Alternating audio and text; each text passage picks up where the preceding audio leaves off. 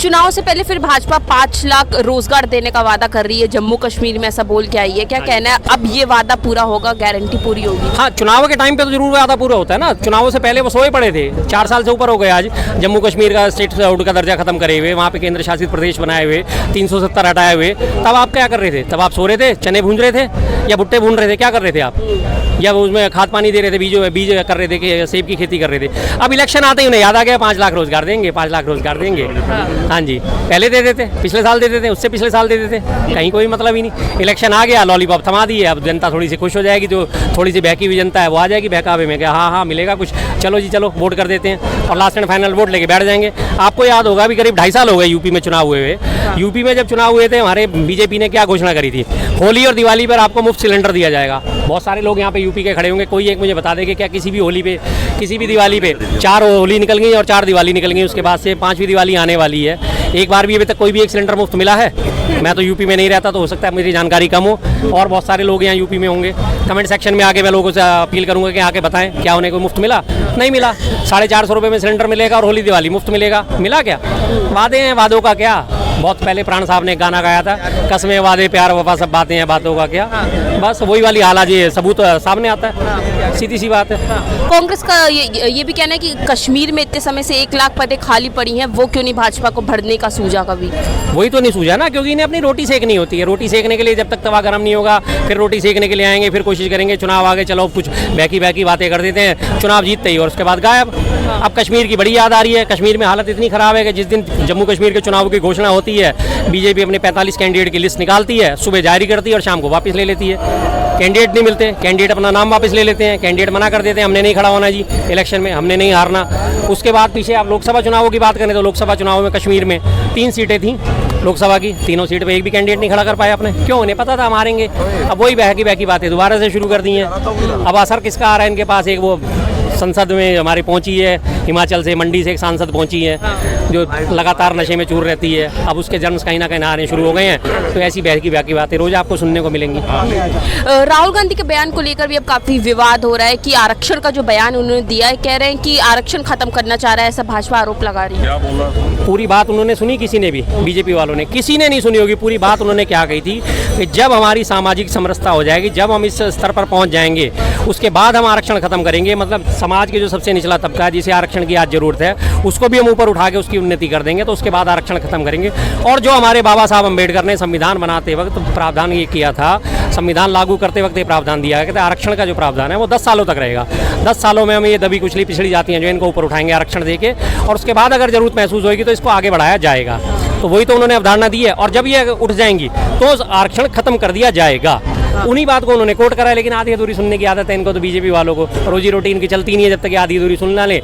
बिल्कुल, मैं अब क्या कहूँ इसमें कि अब दिवाली आ रही है, बोनस चाहिए उन्हें, टुकड़े चाहिए, लगातार बोलेंगे कुछ ना कुछ, हर रोज मंत्री संतरी और सारा मीडिया बोलेगा, राहुल गांधी जी के खिलाफ आग उगलेगा, तब जाके उनके घर में दिवाली का बोनस पहुंचेगा। सीधी सी बात है।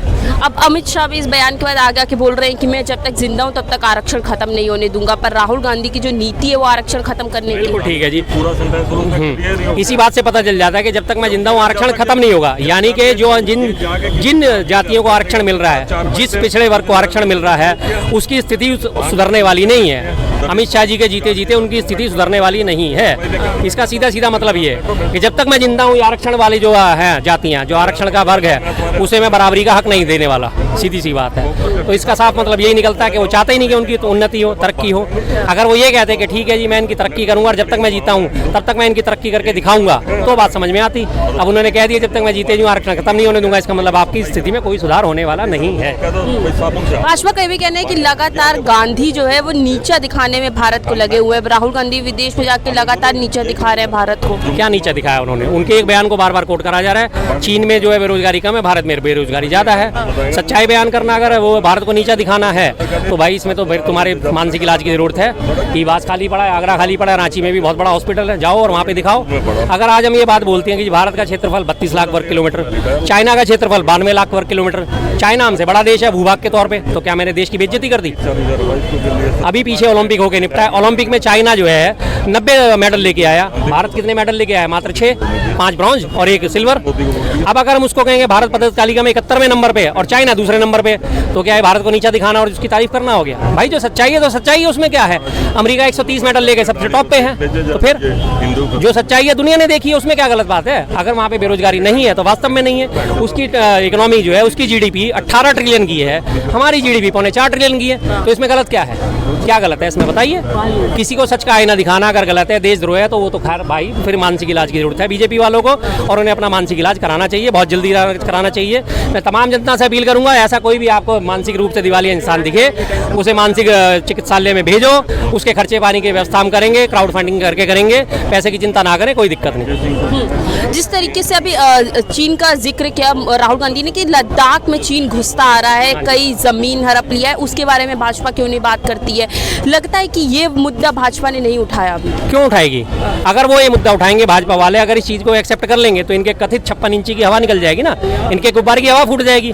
क्योंकि 2019 में आपको याद होगा गलवान घाटी में जब हमारे 19 सैनिक शहीद हुए थे, हमारे मोदी जी का क्या बयान था? ना कोई आया ना कोई घुसा है। सीधा सीधा उन्होंने कहा ना कोई आया ना कोई घुसा है। 19 सैनिक कैसे मारे गए कोई नहीं जानता। गलवान घाटी में कैसे घुसे? वो आके मार के गए ना, हमें घुसे ना। और उसके बाद उन्होंने बदला कैसे लिया? चाइनीज ऐप डिलीट कर दो, टिकटॉक बैन कर दो, बदला पूरा हो गया जी, बात खत्म हो गई, खुश हो गए, हाँ बदला पूरा हो गया मेरा, मैंने पबजी बैन कर दी, मैंने टिकटॉक बैन कर दी, वाह वाह वाह, बहुत बढ़िया काम करा। उसके बाद जब ये मीडिया जो है लगातार उस पर पर्दा डालने की कोशिश करता है, जो हकीकत है, चाइना से आज आंख मिलाने की हिम्मत है आपकी? आपके विदेश मंत्री एस जयशंकर खुद कहते हैं भाई चाइना हमसे बड़ी इकोनॉमी है, हम उससे पंगा नहीं ले सकते, झगड़ा नहीं कर सकते। आपकी निर्मला सीतारमण जी का बयान यही आता है कि चाइना हमसे बड़ा देश है, हम उससे पंगा नहीं ले सकते। क्यों? तब आपकी बेइज्जती नहीं होती, तब आपकी कथित 56 इंच की हवा निकल जाती है, आप उसे आंख दिखाने वाले नहीं बनते। जब आपको सच्चाई का आईना दिखाया जाता है तो आप पीछे मुंह मोड़ लेते हो कि नहीं नहीं ये तो मेरा चेहरा है ही नहीं, ये तो किसी और का होगा, ये आईने में तो चेहरा मेरा है ही नहीं। और तमाम देश सारे जानते हैं, BBC ने डॉक्यूमेंट्री जारी करी, नासा ने सैटेलाइट इमेजेस जारी करी हैं कि लेह लद्दाख में वो लगातार सड़कें बना रहा है, उसने पुल बना लिए हैं, वहाँ पे कॉलोनी बसा ली है, अरुणाचल प्रदेश में जमीन कब्जाए बैठा है।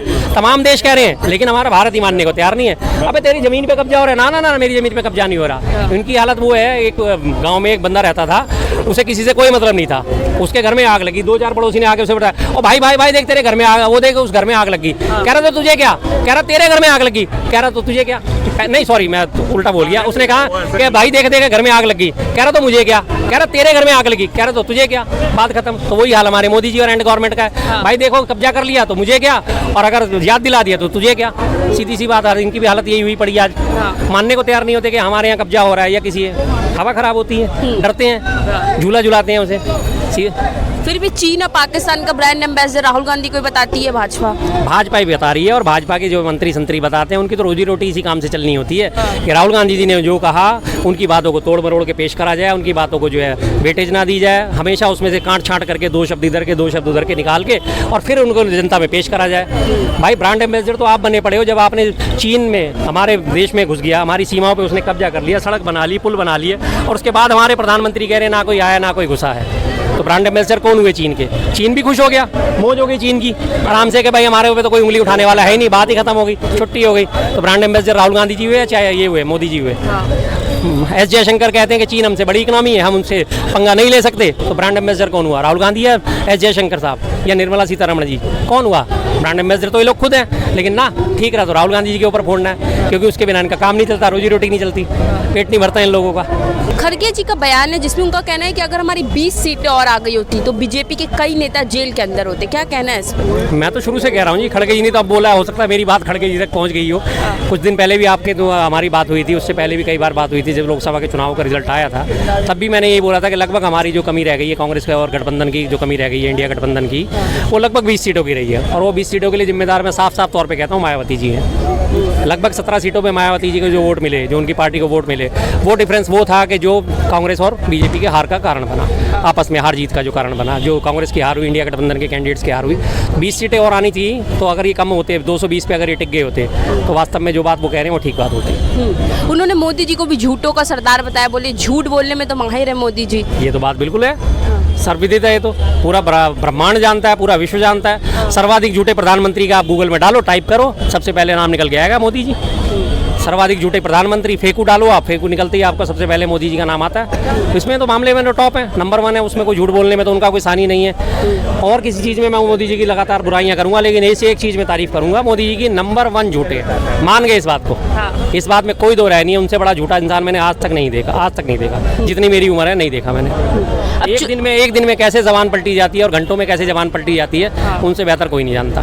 जी।